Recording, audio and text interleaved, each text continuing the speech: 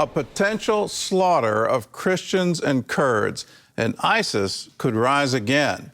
That's the warning of what soon could happen in Syria. Meanwhile, the United Nations is putting more pressure on Israel over aid to the Palestinians and its actions against the United Nations Relief and Works Agency. Julie Stahl brings us the story from Jerusalem. New pressure on Israel from the United Nations as it passed a resolution pushed by Norway asking the International Court of Justice to decide if Israel is obligated to support aid groups like UNRWA in Gaza. This comes as Israel banned UNRWA because some of its staff took part in the brutal October 7th attack on the Jewish nation. Norway believes Israel must let UNRWA do its work in Gaza. Israel, under international law, has an obligation to provide assistance, to collaborate with all those entities, the UN, humanitarian organizations, and third states, and let them help those who are suffering. The ICJ's opinion won't be binding on Israel, but it could increase international pressure on the Jewish state. The resolution added to the UN's record this year of voting against Israel nearly 3 times as often as all other countries combined. The group, UN Watch, pointed out that the world body overlooked evidence that UNRWA has been complicit with Hamas. And while the UN is focused on Israel, Syrians are uncovering atrocities committed by the Assad regime. Syrians are digging up mass graves that may hold more than 100,000 tortured and slain victims. We've documented this crime occurred. We documented from satellite imagery and from witness testimony that the bodies were buried in trenches. You can see the corpses of our relatives. We had hoped to find them in prison, but we didn't find anyone, and it broke our hearts. They were burned alive here after being doused in fuel. Some of them were killed by burning, others by shooting. One was hung by a rope. There were executions by shooting in the head, in the eye. Also, some were burned. Concern is also rising about Turkey's Syrian proxies attacking the Kurds in northeast Syria.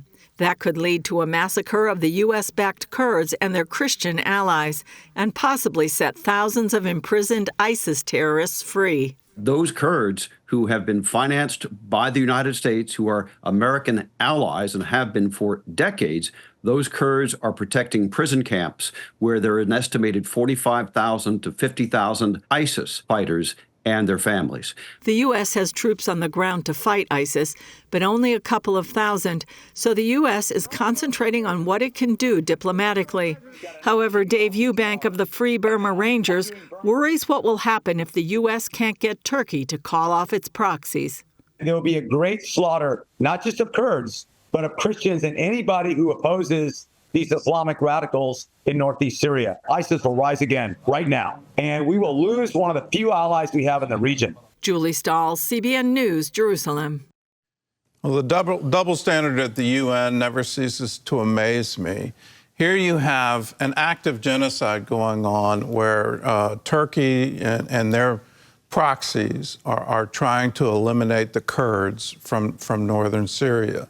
In Armenia, the ongoing violence there, the attacks from Azerbaijan, the historical attacks from Turkey, the genocide that occurred 100 years ago, and where is the outrage on that? Where is the UN watching over that situation? Where is the International Court issuing arrest warrants? It's not happening there. And Assad, he is now free. He's living in Russia. I assume he took all his money with him, so he's a billionaire now in Russia. Where is the outrage on that? You have 100,000 dead people buried in trenches, all because of a torture regime, and he gets to walk free.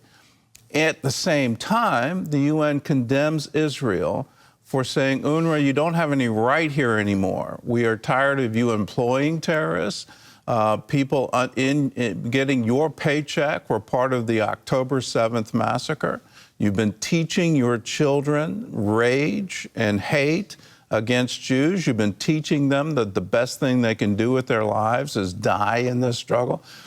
We don't want you in our borders anymore.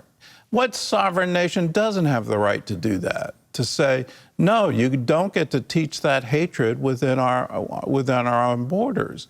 Again, truth is stood on its head, and I don't understand Norway. I don't understand Ireland. Please, let's stand with the righteous. Let's stand with this righteous cause and say, no, you don't get to do this anymore. Spend this Christmas with family, the CBN family, right in your own home. We're celebrating the holidays. Enjoy the scenes and sounds of the season from around the world. Each other now embrace. To the kitchen. Merry Christmas. We're making holiday memories with the warmth and love of Christmas. I hope you're getting in the holiday spirit. It's a CBN family Christmas from our family to yours. Get the app or visit cbnfamily.com.